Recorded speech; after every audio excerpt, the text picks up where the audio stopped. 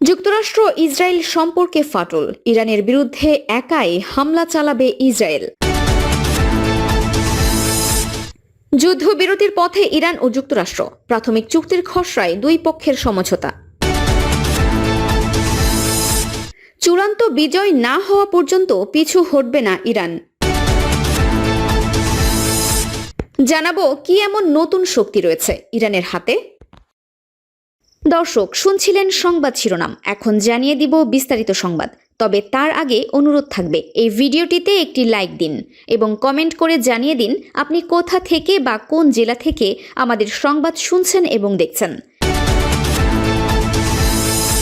যুক্তরাষ্ট্র ইসরায়েল সম্পর্কে ফাটল, ইরানের বিরুদ্ধে একাই হামলা চালাবে ইসরায়েল। যুদ্ধের ময়দানে কি তবে একা হয়ে পড়েছে ইসরায়েল? এজন্যই কি ইরানের বিরুদ্ধে যুক্তরাষ্ট্রকে ছাড়াই যুদ্ধে জড়াতে চলেছে ইহুদিবাদীরা? কিন্তু ইরানের সামরিক শক্তির সামনে টিকে থাকতে পারবে কি ইসরায়েল? কারণ সাম্প্রতিক যুদ্ধে তেহরানের কাছে লজ্জাজনক পরাজয় বরণ করতে হয়েছে ইসরায়েল ও যুক্তরাষ্ট্রকে। তবে কি আরেকটি পরাজয়ের মুখোমুখি হতে চলেছে ইহুদিবাদীরা? এরই মাঝে জানা গেছে ইরান তৈরি করে ফেলেছে শত শত নতুন ক্ষেপণাস্ত্র, যা দিয়ে সম্ভাব্য যুদ্ধের ময়দানে ইসরায়েলকে ঘায়েল করবে তেহরান। প্রশ্ন হলো, হঠাৎ করে ইরানের বিরুদ্ধে স্বতন্ত্রভাবে হামলার ষড়যন্ত্র কেন করছে ইহুদিবাদীরা? পুনরায় যুদ্ধে ইহুদিবাদীদের ঘায়েল করতে ইরান প্রস্তুত করেছে দেশটির 18টি ভূগর্ভস্থ ক্ষেপণাস্ত্র বাংকার, যেখানে মোতায়েন আছে প্রায় 1000 ব্যালিস্টিক মিসাইলের বিশাল বহর। পশ্চিমাদের ধারণা, এসব ক্ষেপণাস্ত্র ব্যবহার করেই এবার ইহুদিবাদীদের বিরুদ্ধে পূর্বের চেয়েও জোরদার হামলা চালাতে যাচ্ছে ইরানের সামরিক বাহিনী। কিন্তু যুক্তরাষ্ট্র ও ইসরায়েলের যৌথ আগ্রাসনের ফলেও এখনও কিভাবে টিকে আছে ইরানের ক্ষেপণাস্ত্র কেন্দ্রগুলো?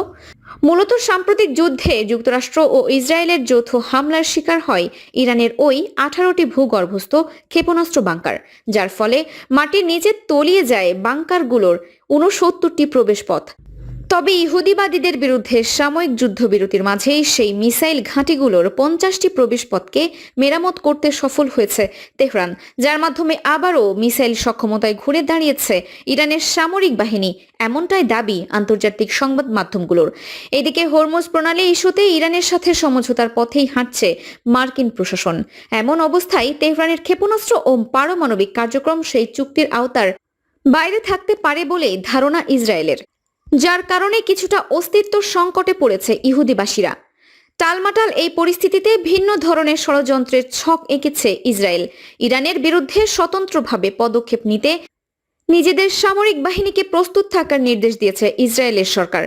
এই প্রসঙ্গে ইহুদিবাদী দেশটির প্রতিরক্ষা মন্ত্রী ইসরায়েল ক্যাটস বলেছেন, ভবিষ্যতেও ইরান যাতে পারমাণবিক অস্ত্র তৈরি করতে না পারে তা প্রতিরোধ করার জন্য আমরা স্বাধীনভাবে পদক্ষেপ নিতে পারি। মার্কিন প্রেসিডেন্ট ডোনাল্ড ট্রাম্প মূলত যুক্তরাষ্ট্রের স্বার্থ সংশ্লিষ্ট বিষয়েই ইরানের সাথে আলোচনা চালিয়ে যাচ্ছেন। তবে এক্ষেত্রে বাদ পড়তে পারে ইরানের ক্ষেপণাস্ত্র কর্মসূচি, এমনটাই শঙ্কা ইসরায়েলের প্রতিরক্ষা মন্ত্রীর। 12 জুন এক প্রতিবেদনে বিষয়টি নিশ্চিত করেছে ইসরায়েল ভিত্তিক সংবাদ মাধ্যম দ্য টাইমস অফ ইসরায়েল। কিন্তু ইরানের ক্ষেপণাস্ত্র কার্যক্রমকেও কেন বন্ধ করতে চাইছে ইসরায়েল? মধ্যপ্রাচ্যের দেশগুলোর মাঝে সবচেয়ে বেশি ব্যালিস্টিক মিসাইল রয়েছে ইরানের কাছে, এমনটাই দাবি পশ্চিমা সমরবিদদের। আর এই বিষয়টিকে সবচেয়ে বেশি ভয় পায় ইসরায়েল।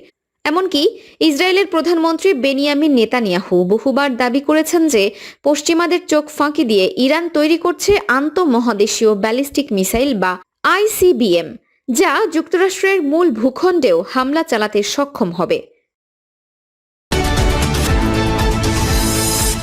যুদ্ধবিরতির পথে ইরান ও যুক্তরাষ্ট্র, প্রাথমিক চুক্তির খসড়ায় দুই পক্ষের সমঝোতা।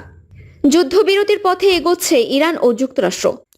উভয় পক্ষই জানিয়েছে একটি প্রাথমিক চুক্তির খসড়ায় সমঝোতা হয়েছে, কয়েকদিনের মধ্যে তা স্বাক্ষরিত হতে পারে।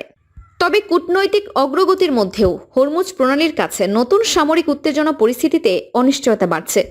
যুক্তরাষ্ট্র ও ইরানের মধ্যে সম্ভাব্য শান্তি চুক্তি এখন আগের যে কোনো সময়ের চেয়ে কাছাকাছি।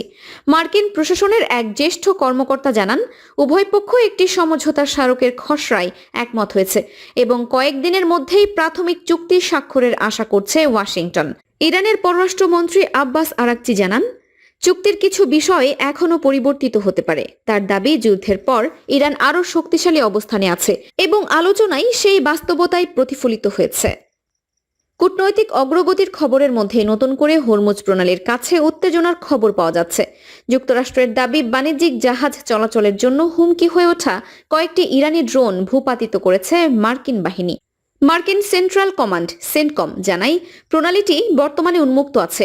খসড়া চুক্তি অনুযায়ী হরমুজ প্রণালী পুনরায় পুরোপুরি চালু হবে এবং ইরানের বন্দরগুলোর ওপর আরোপিত মার্কিন নৌ অবরোধ প্রত্যাহার করা হবে।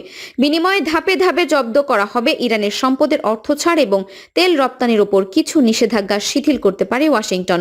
চুক্তির গুরুত্বপূর্ণ একটি অংশ ইরানের পারমাণবিক কর্মসূচি। যুক্তরাষ্ট্র বলছে, পরবর্তী 60 দিনের আলোচনায় এ বিষয়ে সমাধান খোঁজা হবে। তবে ইউরেনিয়াম মজুদ ও পারমাণবিক স্থাপনা নিয়ে দুই পক্ষের অবস্থানে এখনও স্পষ্ট মত পার্থক্য আছে। ইরান ও যুক্তরাষ্ট্রের সম্ভাব্য চুক্তি নিয়ে আপত্তি জানিয়েছে ইসরায়েল। প্রধানমন্ত্রী বেনিয়ামিন নেতানিয়াহু বলেন, এই সমঝোতার অংশ হবে না তার দেশ। লেবানন ও আঞ্চলিক নিরাপত্তা ইস্যুতেও যুক্তরাষ্ট্র ইসরায়েলের মধ্যে মত পার্থক্য রয়েছে। চূড়ান্ত বিজয় না হওয়া পর্যন্ত পিছু হটবে না ইরান। চূড়ান্ত বিজয় অর্জিত না হওয়া পর্যন্ত ইরান নিজের অবস্থানে অনড় ও অবিচল থাকবে বলে দৃঢ় প্রত্যয় ব্যক্ত করেছেন দেশটির পার্লামেন্ট স্পিকার এবং শীর্ষ আলোচক মোহাম্মদ বাঘের গালিবাফ। গত বছরের 12 দিনের যুদ্ধের প্রথম বার্ষিকী উপলক্ষে দেওয়া এক বিশেষ বিবৃতিতে তিনি মার্কিন যুক্তরাষ্ট্র ও ইসরায়েলের তীব্র সমালোচনা করে এই হুঁশিয়ারি দেন।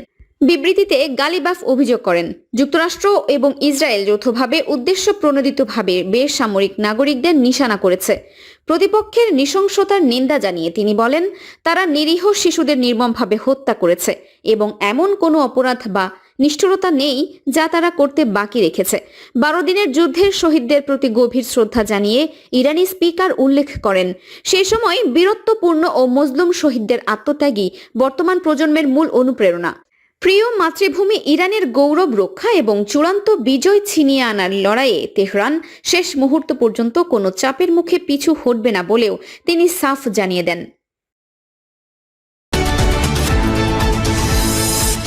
জানাবো কি এমন নতুন শক্তি রয়েছে ইরানের হাতে।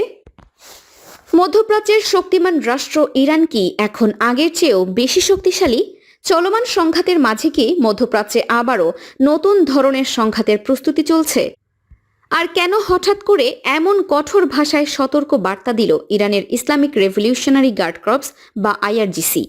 কি এমন শক্তি রয়েছে ইরানের হাতে? সাম্প্রতিক এক বিবৃতিতে এমন কিছু দাবি করা হয়েছে যা শুধু ইসরায়েল নয়, বরং যুক্তরাষ্ট্রকেও শঙ্কিত করে তুলেছে। সম্প্রতি প্রকাশিত এক বিবৃতিতে আইআরজিসি বলেছে, ইরান এখন আগের যে কোনো সময়ের তুলনায় বেশি প্রস্তুত, বেশি শক্তিশালী এবং আরও বেশি প্রতিরোধক্ষম অবস্থানে রয়েছে। শুধু তাই নয়, শত্রুপক্ষের প্রতিটি পদক্ষেপের ওপর তাদের পূর্ণ গোয়েন্দা নজরদারি রয়েছে বলেও দাবি করেছে বাহিনীটি। এই বিবৃতিটি দেওয়া হয়েছে অপারেশন ট্রু প্রমিস 3 এবং ইরানের ভাষায় দ্বিতীয় আরোপিত যুদ্ধের বার্ষিকী উপলক্ষে। আইআরজিসির বক্তব্য অনুযায়ী গত কয়েক বছরে সামরিক সংঘাত এবং যুদ্ধক্ষেত্রের অভিজ্ঞতা তাদের সক্ষমতাকে নতুন উচ্চতা নিয়ে গেছে। বিশেষ করে 1980-র দশকে ইরান ইরাক যুদ্ধ এবং সাম্প্রতিক সংঘাতগুলো থেকে পাওয়া শিক্ষা এখন ইরানের সামরিক কৌশলের মূল ভিত্তি হয়ে উঠেছে। আইআরজিসি বলছে, তারা এখন শত্রুপক্ষের প্রতিটি পদক্ষেপ সম্পর্কে সম্পূর্ণ সচেতন, অর্থাৎ আকাশে, স্থল কিংবা সমুদ্রে যেখানেই কোনো তৎপরতা হোক না কেন তা পর্যবেক্ষণের সক্ষমতা তাদের রয়েছে। এই দাবি কতটা বাস্তব তা নিয়ে বিতর্ক থাকতেই পারে, তবে একটি বিষয় পরিষ্কার, তেহরান এখন বিশ্বকে জানাতে চাইছে যে তারা আর শুধু প্রতিরক্ষামূলক অবস্থানে নেই, বরং যে কোনো পরিস্থিতির জন্য প্রস্তুত।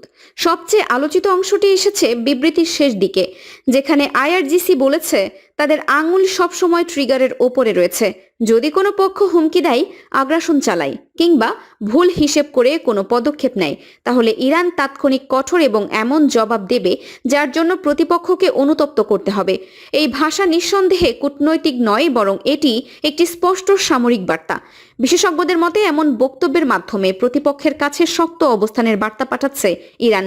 প্রশ্ন হচ্ছে, কেন এমন সময় এই ঘোষণা এলো যখন যুক্তরাষ্ট্র বলছে একটি ভালো চুক্তির দিকে এগিয়ে যাচ্ছে দুই পক্ষ? দর্শক, এই ছিল আমাদের হাতে পাওয়া সর্বশেষ সংবাদ। পরবর্তী সংবাদ দেখার আমন্ত্রণ জানিয়ে এখানেই বিদায় নিচ্ছি। সবাই ভালো থাকবেন, সুস্থ থাকবেন। আল্লাহ হাফেজ।